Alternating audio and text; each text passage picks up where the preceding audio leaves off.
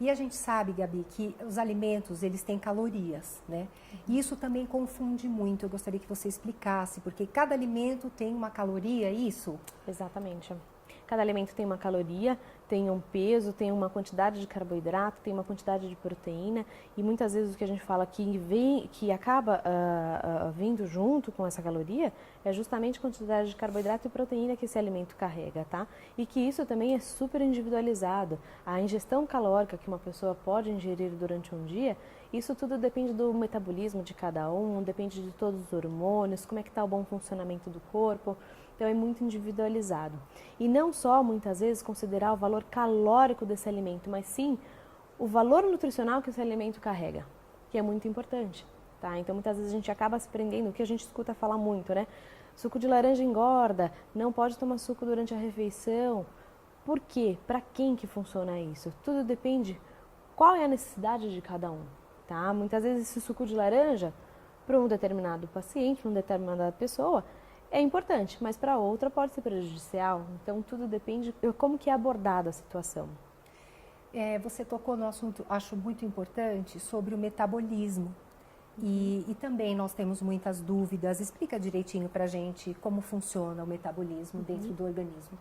O metabolismo é extremamente importante quando a gente fala principalmente de emagrecimento, de qualidade de vida e para ajustar uma dieta, né? Para elaborar uma dieta, tudo depende da parte metabólica. Por isso que eu falo que a gente nunca pode considerar somente a dieta em si e ignorar que a gente está lidando com o corpo humano, porque muitas vezes esse metabolismo pode estar um pouquinho desregulado e isso já faz total diferença no resultado, tá?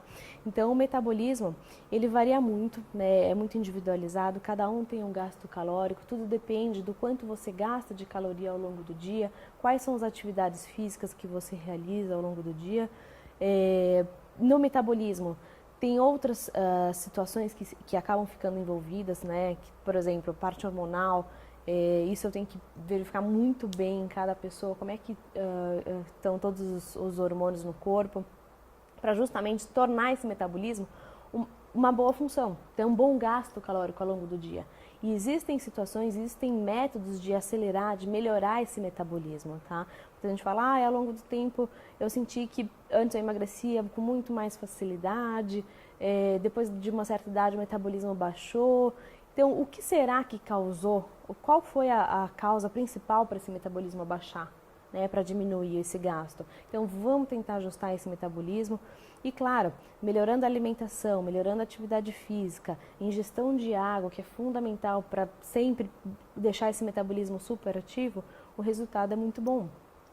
E os hormônios, porque uma coisa depende da outra, né? E dizem, você mesmo diz, né, que os hormônios precisam estar em equilíbrio para que tudo isso funcione de uma forma, né, regular e equilibrada. O que são os hormônios, Gabi? Ele é muito sensível a determinadas situações do nosso dia a dia. Por exemplo, situações de estresse, correria, a falta de tempo, como a gente comentou anteriormente, algumas situações externas, tá, que não dependem somente da alimentação, acabam elevando o nível de cortisol do nosso corpo, que seria responsável pelo estresse. Esse estresse altera toda a parte hormonal, tá? Então esses hormônios têm grande função no nosso metabolismo, por isso que eu falo, e volto a dizer, não podemos se preocupar somente com a parte da alimentação, qual é o alimento que melhora, qual é o alimento que piora, e sim, qual é o conjunto, como que a sua máquina, corpo humano, está preparada para receber o devido tratamento. Tá? Se é uma detox ou se é alguma outra alternativa de tratamento. E os hormônios é o que comanda o nosso corpo, né? Nosso corpo é movido à base de hormônio, né? Então, às vezes, uma leve alteraçãozinha, muitas vezes esse hormônio não fica nem abaixo da normalidade, mas já não se encontra dentro de 100% dentro da normalidade, ele já tem uma certa influência, ele já tem uma função que não está muito equilibrada, né? E até uma das ideias da dieta detox é justamente equilibrar esses hormônios. Os hormônios responsáveis pelo metabolismo, pelo emagrecimento, pelo rejuvenescimento. Então, nunca podemos deixar todos os hormônios do nosso corpo sem atenção.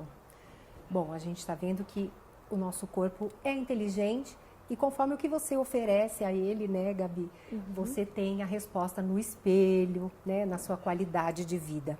Agora eu quero saber um pouquinho mais sobre enzimas, porque também se falam muito e a gente tem algumas dúvidas, né, sobre as enzimas. Certo, o nosso corpo, o transporte muitas vezes de carboidrato, proteína, formação de massa muscular depende muito da função de determinadas enzimas do nosso corpo, né? Por exemplo, o fígado é um órgão que acaba sendo muito responsável no equilíbrio dessas enzimas. Então, por isso que um dos objetivos da detox é justamente atingir e limpar o fígado, porque justamente eles regulam todas essas enzimas. Essas enzimas, elas ficam como se fosse, elas ficassem limpas dentro do nosso corpo. Então, elas têm uma função muito melhor. E o resultado para um possível emagrecimento, para uma possível qualidade de vida, é justamente regular as enzimas e o resultado vai ser muito bom regulando todas as enzimas. E nós sabemos que o intestino é o nosso segundo coração, né? E precisamos deixar o intestino funcionando direitinho e todas as funções do nosso corpo depende dessa liberação do lixo, digamos assim, né? Do nosso corpo. Vamos falar um pouquinho sobre a flora intestinal? Acho importante, Gabi. Com certeza. O intestino, ele praticamente, eu brinco com as pessoas, que o intestino ele é praticamente o nosso segundo cérebro. Se ele não funciona adequadamente, desequilibra todas as funções do nosso corpo. Então ele precisa estar muito bem regulado. Claro que o intestino, ele não só depende da parte alimentação para funcionar, e sim tem o fator estresse que a gente não pode deixar de lado e não pode deixar de comentar. O estresse, o emocional influencia muito na função intestinal, mas é sempre interessante eu tentar regular o máximo que eu puder a minha flora intestinal para manter um equilíbrio bem bacana e não desregular a função intestinal. Então, como que eu consigo regular o meu intestino no dia a dia? Com uma ingestão super adequada de fibras, mas não adianta ingerir uma quantidade grande de fibras e muitas vezes uma ingestão de água abaixo do recomendado. Muitas vezes eu acabo piorando a função intestinal com a fibra se a água não está ok. Por quê? Porque justamente ele vai ressecar todo esse bolo de fibra e vai dificultar a função intestinal. Então é preciso ter uma ingestão adequada de fibras junto uma ingestão de água muito bem adequada, muito bem orientada. E para outra questão também do intestino, é legal a gente comentar também da questão dos probióticos, dos prebióticos, de regularizar essa flora intestinal com os prebióticos, tá? Os probióticos. Muitas vezes eu regularizo a flora intestinal, eu tenho uma ingestão de água adequada, uma ingestão super bacana de fibras e o meu intestino continua sem funcionar adequadamente. Aí que entra o fator estresse, que isso precisa ser muito bem orientado. Tudo depende do que, né, do que acontece também ao nosso redor, dentro da nossa vida, no nosso dia a dia. A vida moderna não é fácil, todas as pessoas, né, acham que eu fico o dia inteiro na academia ou que eu fico o dia inteiro fazendo, né, que os alimentos saudáveis estão na minha mão. Não, tem que correr atrás, né, Gabi? A gente tem que procurar levar uma vida sem muito estresse e também procurar levar os alimentos de casa. Você viu como os alimentos têm grande importância, né? Mas como nós estamos no processo de detox agora, eu queria entrar um pouco mais e saber um pouco mais como é que funciona o processo de detox.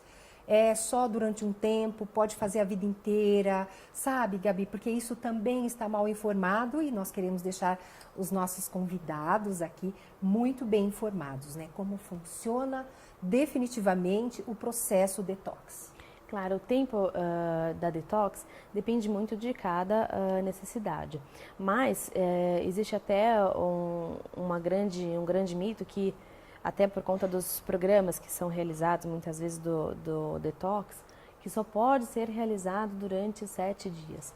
E isso é um grande mito que a gente tem, porque tudo depende da necessidade de cada um, né? Muitas vezes pode durar 7 dias, pode durar 15, pode durar um mês, tá? E muitas vezes são feitos até mesmo ciclos.